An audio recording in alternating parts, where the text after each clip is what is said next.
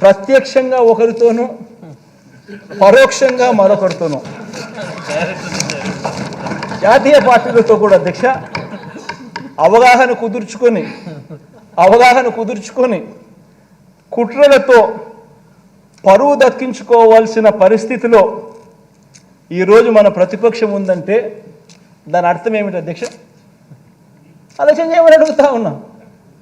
ఇంతమందిని ఏకం చేసి ఇన్ని కుట్రలు పన్ని, ఇన్ని ఈనాడు, ఆంధ్రజ్యోతి, TV5 ఇంతమంది, ఇన్ని పార్టీలు, ఇన్ని కుట్రలు, ఇన్ని కుతంత్రాలు, ఇన్ని పార్టీ, ఇన్ని పొత్తులు. ఆ పక్క చూస్తే అర్జునుడు ఒకడు. ఆలోచన చేయమని అడుగుతాను అధ్యక్ష. ప్రతిపక్షం బలపడలేదు అధ్యక్ష. అభివృద్ధి చేసిన అధికార పార్టీకి తిరుగు లేదు అధ్యక్ష. దీని అర్థం ఇదే. అందుకనే ఇవన్నీ జరుగుతూ ఉన్నాయి అధ్యక్ష.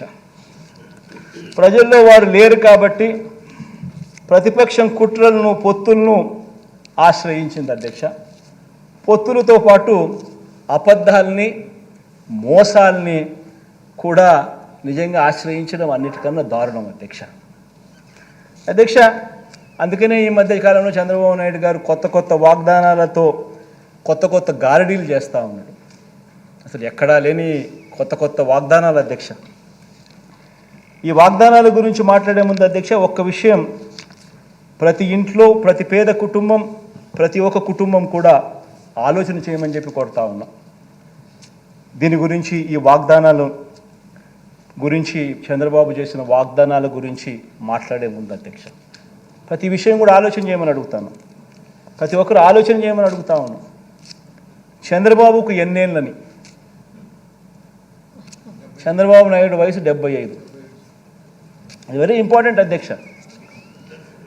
చంద్రబాబు రాజకీయాల్లోకి వచ్చి ఎన్నేళ్ళు అయింది అధ్యక్ష? 45 ఏళ్ళు అధ్యక్ష. చంద్రబాబు మొదటిసారి సీఎం అయ్యి ఎన్నేళ్ళు అయింది అధ్యక్ష? దాదాపు 30 సంవత్సరాలు అధ్యక్ష. మరి ఇన్నేళ్ల తర్వాత కూడా అధ్యక్ష, ఇన్ని సంవత్సరాల తర్వాత కూడా 3 సార్లు సీఎం అయిన తర్వాత కూడా అధ్యక్ష, 3 సార్లు సీఎం అయిన తర్వాత కూడా అధ్యక్ష, ఇంకా ఇప్పటికి కూడా ఇంకా ఇది చేశా కాబట్టి నాకు ఓటేయండి అని ఆయన నోట్లో నుంచి రావడం లేదు అధ్యక్ష. ఇప్పుడు కూడా ఏమంటున్నాడు అధ్యక్ష, నాకు మరోసారి ఛాన్స్ ఇస్తే నేను అది చేస్తా, ఇది చేస్తా అని చెప్తున్నాడు అధ్యక్ష. ఈ రోజుకి కూడా అధ్యక్ష ప్రతి పేద కుటుంబం అధ్యక్ష, ప్రతి సమావేశంలో ప్రతి ఒక్కరూ కూడా ఈ విషయంగా ఆలోచన చేయాలి.